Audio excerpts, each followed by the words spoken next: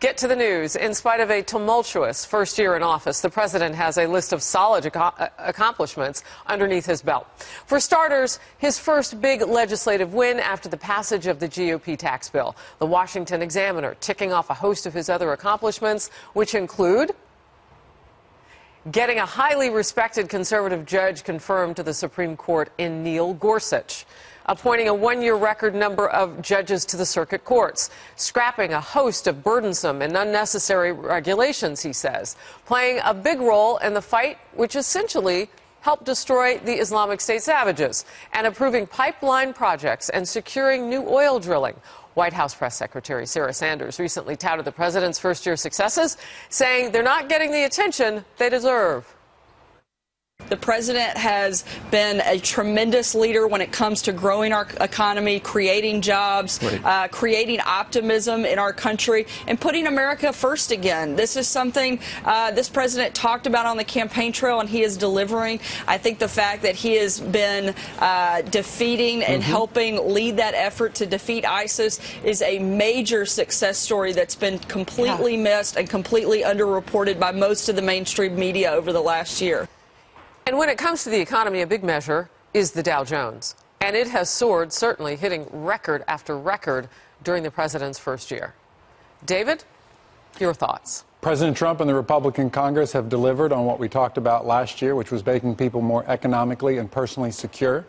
And this first year, just as important, now sets the table and sets the platform for next year. We're going to look at welfare reform. We're going to look at an infrastructure bill, all which will make the 2018 political environment very different than what we have talked about this year, and will make for some interesting elections. Just a quick follow to you. So as we are ending the year, we're seeing historic lows in the popularity numbers for this president, historic for the United States of America for a first-term president. Yet he's getting these things done. You hear Sarah Sanders saying he's not getting the credit for them. What are your thoughts on those low numbers?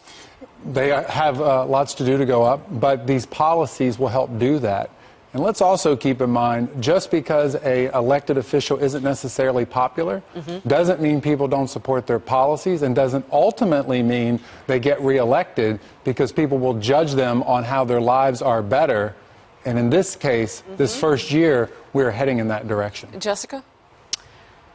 I respectfully disagree, but you knew that was going to happen. Maybe not the respectful part. I think that the low approval numbers do have to do with the president and these policies. There's a reason that Democrats are up 13 to 15 points in the generic ballot, that everyone is expecting a wave election, which just historically happens in a cyclical way. But I don't see it that way. And the president also promised a bunch of things that are not happening, like the wall. He didn't get health care done or repeal and replace, though removing the individual mandate is certainly a step towards that, which some people would think is a good thing. I personally don't. But it was interesting because when I saw those lists of accomplishments, I actually was saying to Kat, I was like, oh, I didn't really realize all this was happening, because there have been so many controversies, like the Charlottesville remarks or the sons of whatever comment that he made about NFL players that people, I believe, have focused on. So I can see why a conservative would be happy looking at that list. You know, another thing, and I mean, you've listed a couple things that were played out on Twitter or wherever we happen to see them that became bigger perhaps than anybody had anticipated. But, you know, Kat, Sanders has a good point when she talks about the coverage of the good things from the administration, because when you look at some of the surveys that were done earlier and all the way through the end here of 2017, there's been so much negative coverage of this White House. Right, absolutely. And there is some of that, to your point, that he does bring on himself a little bit. He likes to fight. He doesn't care if he does things the way that people think that he should do in that office. However, some of the negative coverage is ridiculous when you're talking about things like the number of Diet Cokes that he drinks per day, and is that having an effect on his mental health? The extra scoop of ice cream. The extra scoop of ice cream. Does he eat at McDonald's? Who cares? I eat McDonald's. I drink Diet Coke, and I think that most people kind of do that sometimes. I put Diet Coke on my ice cream at McDonald's. Yeah. People relate to the president because he likes KFC. He likes regular, everyday people things. So on that level, they do like him. But back to David's point, it is true that they don't have to personally like Donald Trump to like his policies. President Obama very popular personally. Many of his policies are not popular, which is why we've seen a referendum over the last year on a number of his policies. And in terms of the media coverage, the reason why they choose to seize on controversies rather than digging deep and doing the work to cover judicial nominations, to cover the ins and outs of the tax bill, is because it's easy. They're trying to exiting out the door. David, you're not. First year, which well, he of course said it we was a didn't have day to do. one situation with health care. Well, it was a day one priority. And the border It was wall. a day one priority. We just saw He said them it was going to be done, though. Submit the 8 project ideas. I mean, so that this is in process. We'll see what happens in early 18. Any president would be pleased to have a first year like President Trump has just pulled off. Let me also add, it's interesting that, that's where partly there's a disconnect with national Democratic leaders.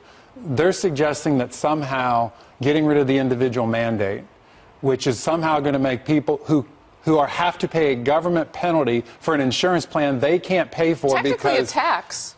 Technically a tax, that somehow they think voters are going to be angry at the GOP because now they don't have to pay a tax for But it's not just that. It's over $300 billion lost to the economy over the next 10 years. We also could talk about on the health care front, the Children's Insurance Program, which hasn't been funded, and a number of states are going to be losing. And that's something Republicans and Democrats should be concerned about. With the individual mandate, right now Obamacare has a plus 21% approval rating. I mean, it was, as you say, as Obama was leaving, it was not popular. But today, under threat of what the GOP would do, or just it is mystery. popular. I think you think it's just mysterious? But explain how it's acceptable for people to have to pay a penalty for a health care plan they can't pay for because it's too expensive, because the insurance companies have all pulled out of their state and they have potentially just one insurer in their state. They're forced to buy something that they wouldn't voluntarily purchase on their own, and then on top of it, it's too expensive. So they either pay the penalty, which is now up to hundreds of dollars,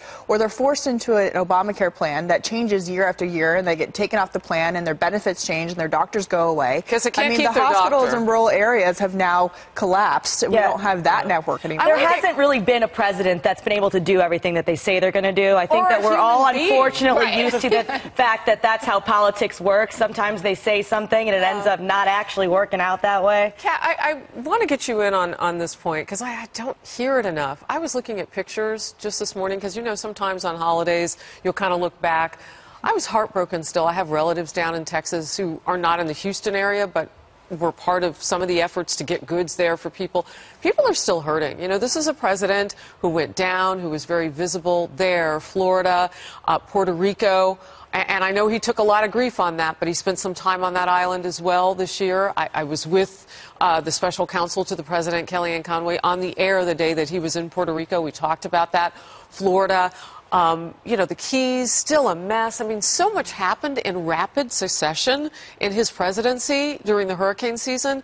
No one really talks about that. Right. Plus, he's dealing with investigation. He's dealing with a lot of people who don't consider him to be a legitimate president. He had maybe the hardest year as a president that he could possibly have, whether some of it's his fault, some of it isn't. I think some of it is. But nature certainly isn't, and a lot of things certainly aren't.